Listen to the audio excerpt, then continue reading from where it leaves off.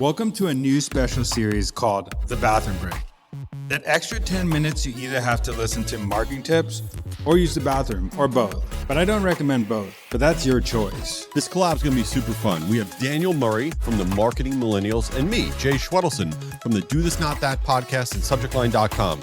Each episode in the series, we are going to go over quick tips about different marketing topics. And if you want to be in the bathroom, fine, just don't tell us about it. Thanks for checking it out. We are back with another episode of The Bathroom Break. I am here with the Jay Schwedelson of Do This Not That podcast and Mr. Acquired. And one thing I've been thinking about a lot is you get very basic lunches sent to your place. And right now he just ordered True Foods. And I feel like everybody, True Foods is just like a national chain. And what is your order? Like, what is your daily lunch order that you order? Yeah, so I have a rotation of different salad places, and they're all some version of not good. And the reason I get a horrible salad at lunch, usually with salmon on it, first of all, it makes me nauseous every time I eat it.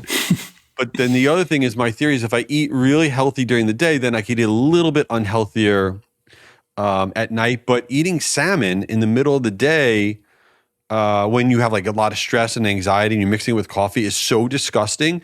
And by the afternoon, I want to throw up on my computer. So it's not a good plan. I wouldn't copy it. What about you? What do you do for lunch? I'm at the kind of the bloat of small lunch, big dinner. So Ari hates it. I do this, but I like literally get like yogurt and like, this is so bro. And I'm going to say go bro, but yogurt, protein powder, blueberries, mix it in, and that's my lunch. Protein powder. Get that protein. Way to be, you're so millennial. So yeah, I'm just like I'm so football player. That's like such a football player, like adding protein to everything so you get that. Wait, can I ask you a question? So for everyone that doesn't know, that Daniel played football at the University of Cincinnati, D1. He was a big dude.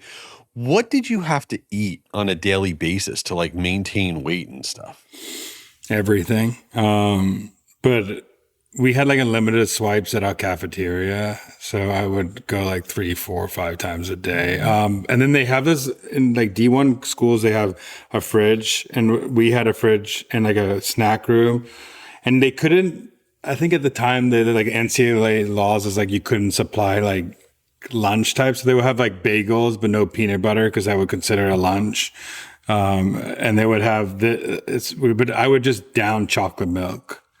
Like after everything. Were you trying to keep your weight? Were you trying to get bigger? Yeah, I kept losing. I had to be like 295 and I kept getting down to like 280. That's a lot of weight. It's disgusting. I don't even want to think about that weight again, but I gotta eat a lot. Speaking of disgusting, there is the biggest event in the country coming up, the Super Bowl, and everyone's about to tune out what I'm about to say, but you shouldn't. And the reason I say disgusting, I'll tell you in a second. For marketers, boring business-to-business brands, consumer marketers, nonprofits, if you lean into the Super Bowl, and we're going to share with you how to do that, you will see significant increase in your engagement. I don't care how boring your brand is. I don't care if you hate football. It doesn't matter. And I say it's disgusting because the amount of chicken wings and pizza and times your toilet is flushed while you're watching the Super Bowl, we should all be embarrassed, mortified. It's gross. But putting that aside, Daniel, how do you feel about leaning into something like the Super Bowl, even though there's nothing like it, from a marketing perspective? I think the number one thing in marketing when you're doing content is relevancy. And that's what's like more relevant than the Super Bowl when it goes on.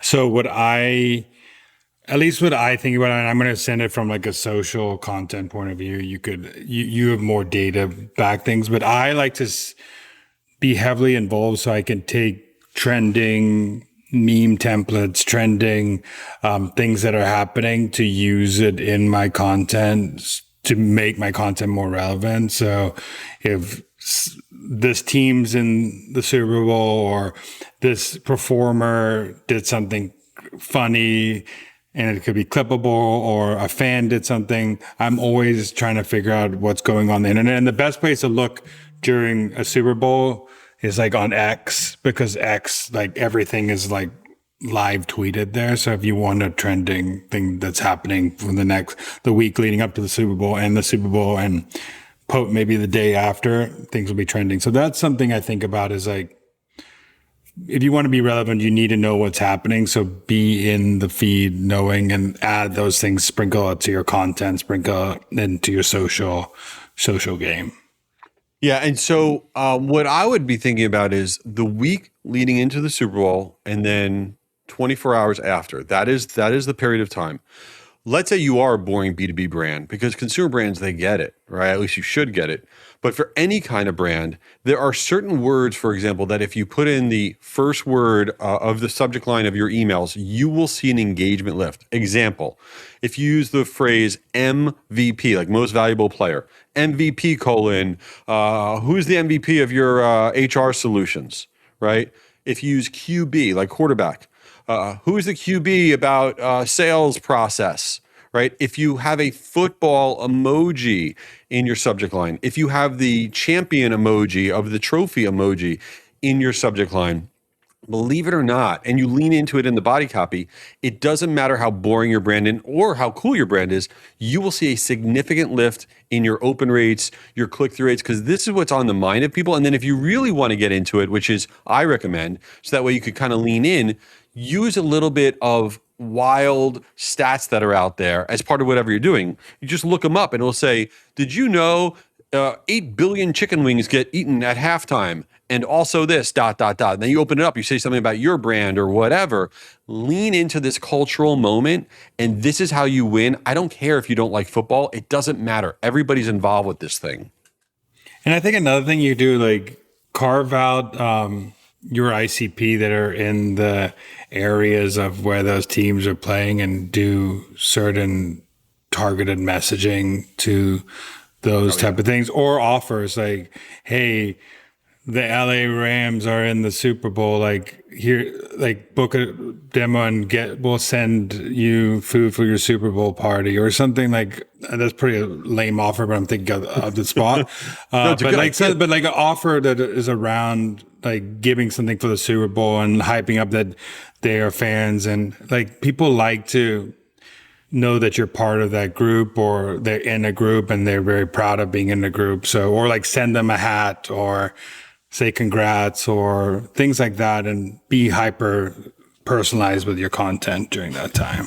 I think that's a really, really good tip. Even if you're not giving an offer, right? If you isolate out, let's say it is the Rams that make the Super Bowl. We actually should know that by the time this is airing. We don't know it yet. We'll know it by the time this airs. But let's say it is the Rams, right?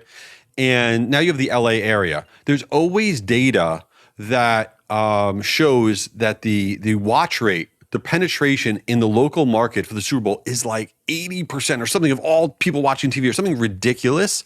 So you really want to lean in within those geos, put in their subject line, put in the lead on your landing pages, put on your social posts as best as you could direct it within those markets. I think that's I'm going to steal that idea. I'm going to do that idea because it's going to work. So I love it. So Daniel, before we wrap up here, as it relates to the Super Bowl, do you like to go to somebody else's house?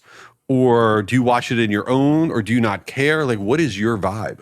I used to like going to people's houses. It depends if I really want to watch the game or not. So like, but I don't like being the one hosting. I'm not gonna barbecue or order 1,000 pizzas or something like that. I feel like I'm more of a attend a Super Bowl party, but I don't think I'll get invited to any of these this year. So it's all good. That's cool. Yeah, that's a you problem. Yeah, I get invited, but I just lie and say I'm going to another one. Say, oh my God, I would totally come, but I have to go to this other one. And meanwhile, I'm not going to another one. You're probably not watching the Super Bowl, to be honest. Oh no, I'll watch the Super Bowl. You got to watch the Super Bowl. Why not? Could you watch it for the halftime show, or do you watch it for the game? I like Bad Bunny. I think I like Bad Bunny. I don't know anything he's saying. You're from South Florida. You have to like. No, but like I like the noise, whatever. I don't know what he's saying. Like the noise. You mean the music? Am I the biggest boomer of all time? I like the noise. Like the noise. That's so lame. Whatever. I have no idea. All right. Follow everybody. See you the next one. Daniel, come on, man. I got to get back to work. Get out of there. All right. While he's still in there, this is Jay. Check out my podcast, Do This, Not That, for marketers. Each week we share really quick tips on stuff that can improve your marketing, and I hope you give it a try. Oh, here's Daniel. He's finally out. Back from my bathroom break. This is Daniel. Go follow the Marketing Millennials podcast, but also tune into this series. It's once a week, the bathroom break. We talk about marketing tips that we just spew out, and it could be anything from email, subject line, to any marketing tips in the world. We'll talk about it. Just give us a shout on LinkedIn and tell us what you want to hear. Peace out. Later.